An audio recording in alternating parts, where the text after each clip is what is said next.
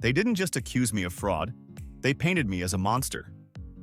My own boss, my colleagues, even the woman I loved, they all testified against me. The evidence was perfect. Too perfect. But what they didn't know was that I wasn't just fighting to prove my innocence. I was fighting to reveal the conspiracy they built around me. And in the end, when the truth came out in court, everyone's masks came crashing down. If you've ever been blamed for something you didn't do, tell your story in the comments. Or just write truth, if you know how that feels. My name is Daniel Hayes, and for 10 years I worked at Warrantech, a respected software firm. I wasn't rich, but I was respected. Or so I thought. It all changed one Friday morning. When I arrived at the office, 2 security guards were waiting. Behind them stood Mr. Warren, the CEO, a man who once shook my hand like I was family. Now his eyes were cold steel. Daniel, step into the boardroom. Now. I obeyed, heart pounding. Inside on the table sat a thick folder of printed emails and bank statements. You stole from me. $500,000, embezzled under our noses. What do you have to say for yourself?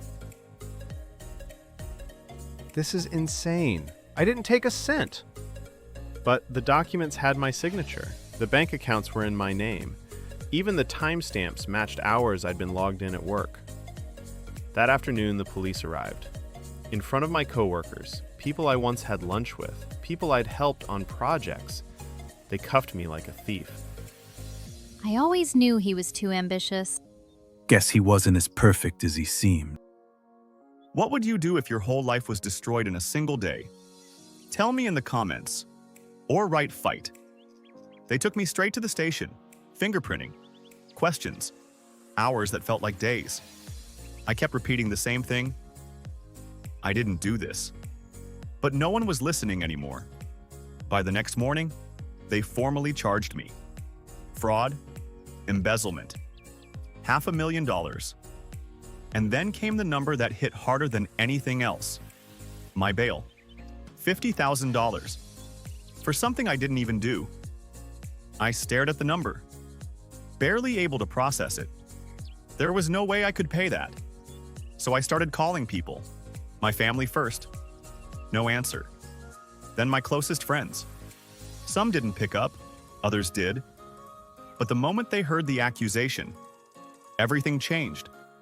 Their tone, their silence, their hesitation.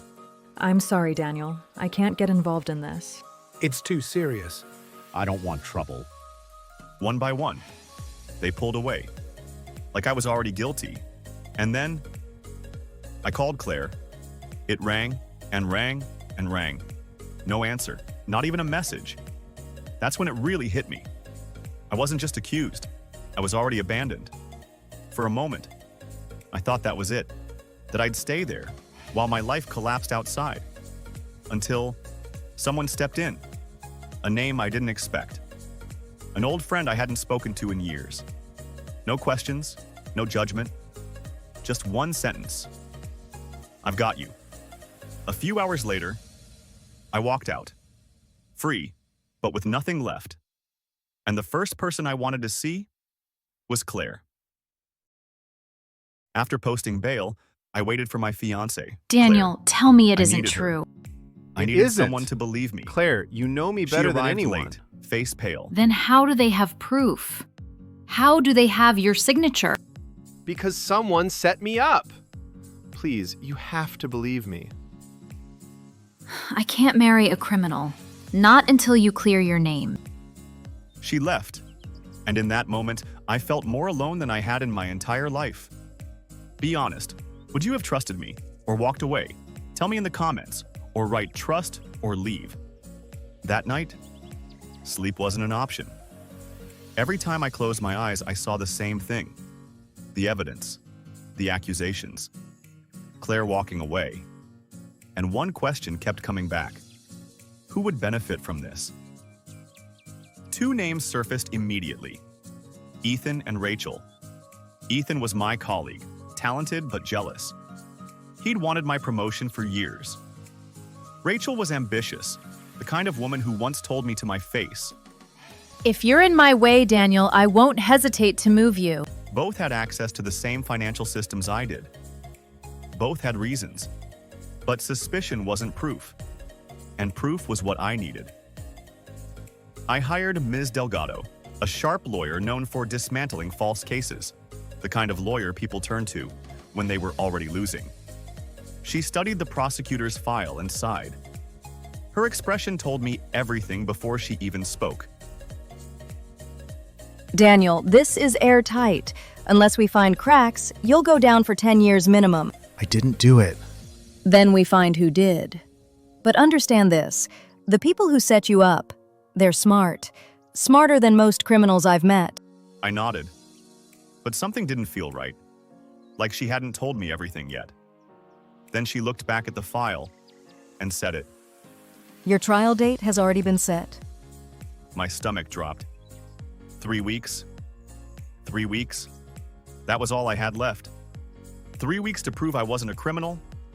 Or 10 years to pay for something I didn't do? That's when it hit me. This wasn't just a case anymore. It was a race against time, and against someone who had planned every move. So I started digging, obsessively, and I wasn't doing it alone anymore.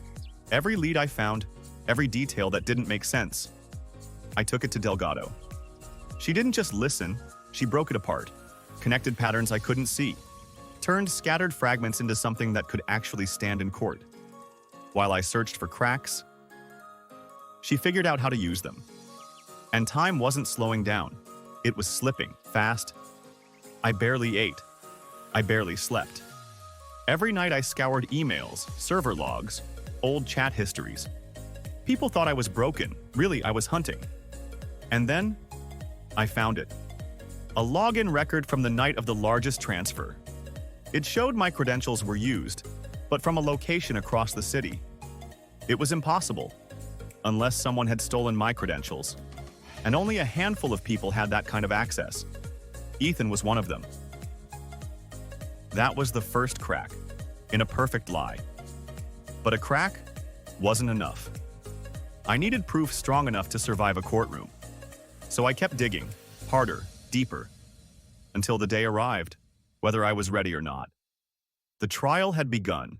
The courtroom smelled of wood polish and tension. Reporters scribbled. Strangers filled the benches. The prosecutor painted me as a greedy manager who siphoned money for months. Claire sat on their side, refusing to meet my eyes. When asked for my plea, I stood tall. Not guilty, Your Honor. The days dragged. Witness after witness testified against me.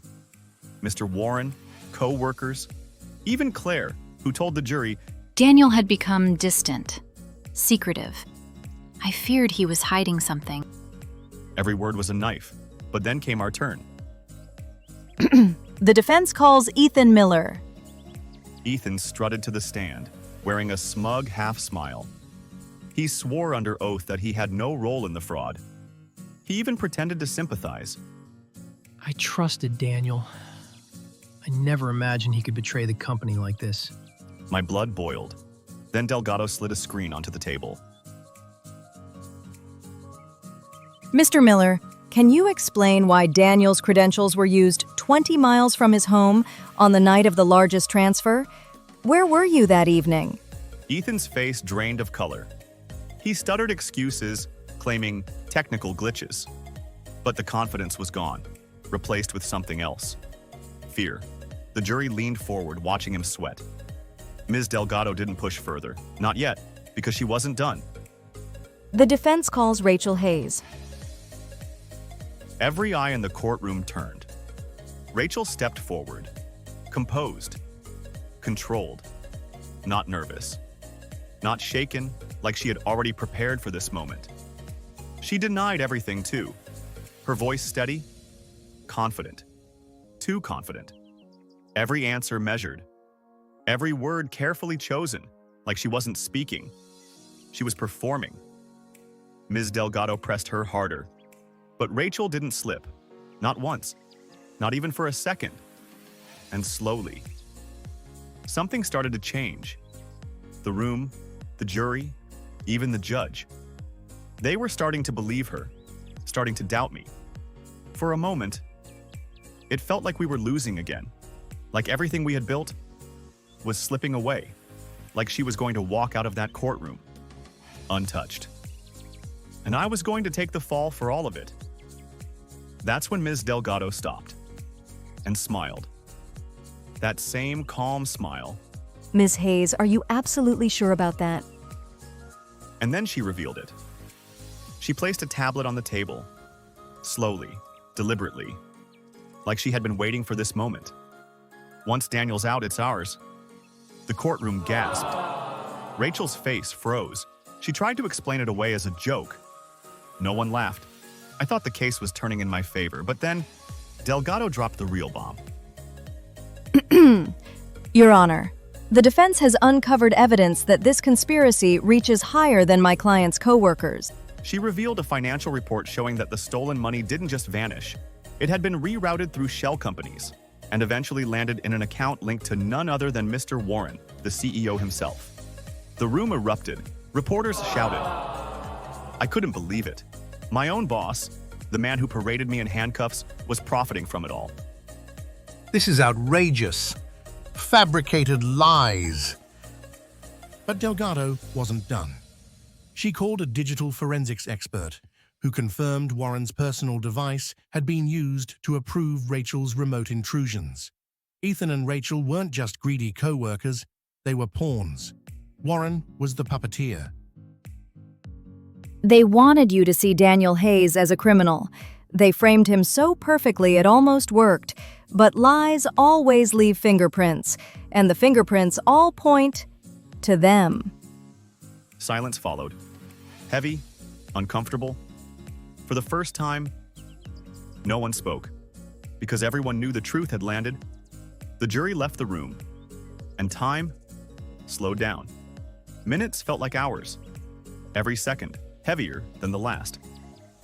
I stood there, waiting for my life to be decided. Again, when the jury returned, my knees almost gave out. I couldn't even breathe.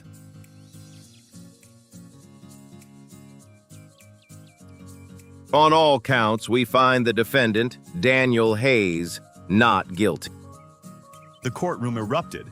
Ethan buried his face in his hands. Rachel sobbed. Warren shouted, swearing revenge, as marshals moved in with handcuffs. For once, the world saw me not as a villain, but as the man they tried to destroy. Ethan and Rachel were indicted for fraud and conspiracy. But Warren, he went down hardest. The evidence against him was overwhelming. The man who once stood above us all walked out of court in shackles.